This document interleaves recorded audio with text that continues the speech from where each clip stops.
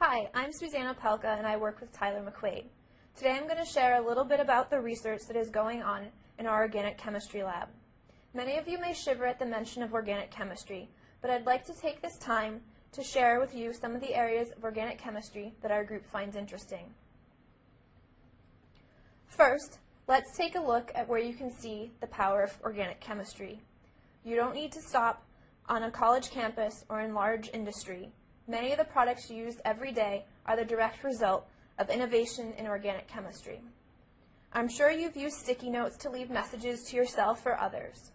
The ability of these little notes to be stuck and restuck on surfaces is due to the properties of the chemical and the adhesive. Shampoo is also something we couldn't do without. You can attribute how much foam your shampoo produces to the amount of surfactant and the type of surfactant the company adds. Finally, one place that most people are familiar with chemists having a direct impact is in the production of medicines that alleviate many common illnesses. Each of these products listed is the result of innovative methods to make small molecules.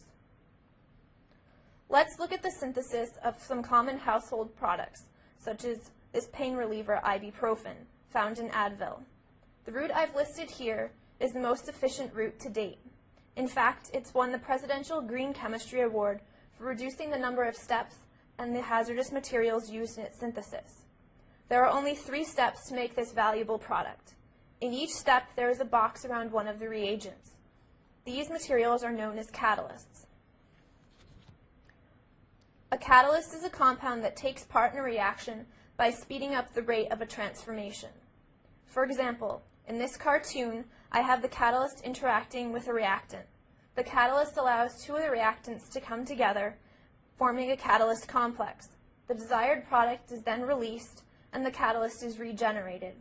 Since the catalyst is recycled, you can use less than 1 equivalent of the catalyst when you carry out a reaction. Thus, developing more catalytic reactions means generating less wasteful processes. In the McQuaid group, we are very interested in the use of catalysts in synthetic transformations. Normally, if you are interested in carrying out 3 catalytic reactions to obtain your final product, you'll do each step in a separate flask. The McQuaid group is interested in studying the effects of adding various catalysts together in one flask or designing multi-catalyst systems. This often results in a variety of outcomes. First, there is the chance that the catalysts could be incompatible. They may interact with each other, rendering themselves useless. Other times, the catalysts act harmoniously. For example, in the left-hand flask, the catalysts retain the same catalytic properties they had when separate, and the final product produced is obtained in one flask. The example on the right is a little different. Sometimes 2 catalysts interact with each other, giving a catalyst complex that has properties that you don't necessarily expect. One widely used catalyst that our group is interested in is proline. Proline is an amino acid found in the body that is used to repair tissue. This privileged catalyst is not only useful in the body, but is widely used for a variety of synthetic transformations, including aldol reactions, Mannich reactions, and Diels-Alder reactions, to name a few. Our group has also become interested in ureas as catalysts. A variety of transformations have either been improved upon or discovered using the ureas. The reaction I illustrate here is the asymmetric Strecker reaction using a thiourea. The basic idea behind the use of ureas in reactions is that ureas catalyze the reaction without actually touching the molecules. They use a force called hydrogen bonding, similar to a tractor beam used during alien abduction. This tractor beam, if you will, holds the molecules in place, allowing for attack on a specific face of the molecule to form the desired product. Since our group is interested in multi-catalyst systems, we took the opportunity to see what would happen when you put proline and urea together in one flask. We decided to first look at the known aminoxylation reaction. In this reaction, you take an aldehyde in the presence of nitrosobenzene and proline to give the functionalized product. A standard aminoxylation with proline reaction takes about 7.5 hours. With proline and urea together, the time decreases to about 1 hour, depending on the solvent.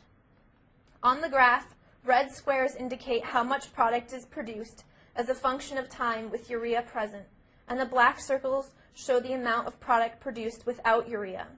The overall yield and enantioselectivities remain unchanged. Clearly, there seems to be a benefit to adding both urea and proline together as catalysts to this system. Building off the discovery that adding ureas to proline-catalyzed aminoxylation reactions could result in significantly faster reaction times, we decided to study the influence of ureas in proline-catalyzed aldol reactions.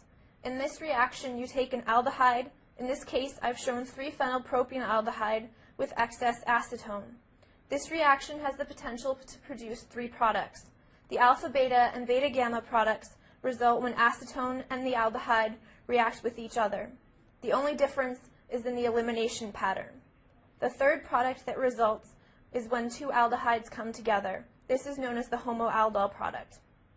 Like the aminoxylation, the addition of urea accelerates the loss of starting material.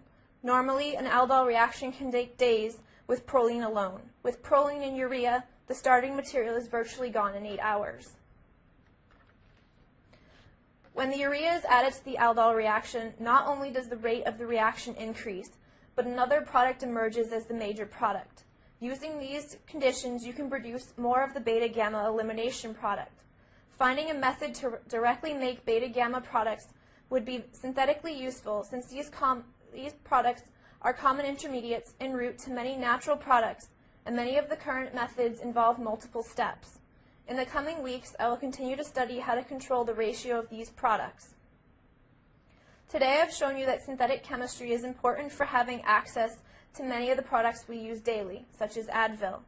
I've also explained a little bit about catalysis and why it's important to develop catalytic reactions.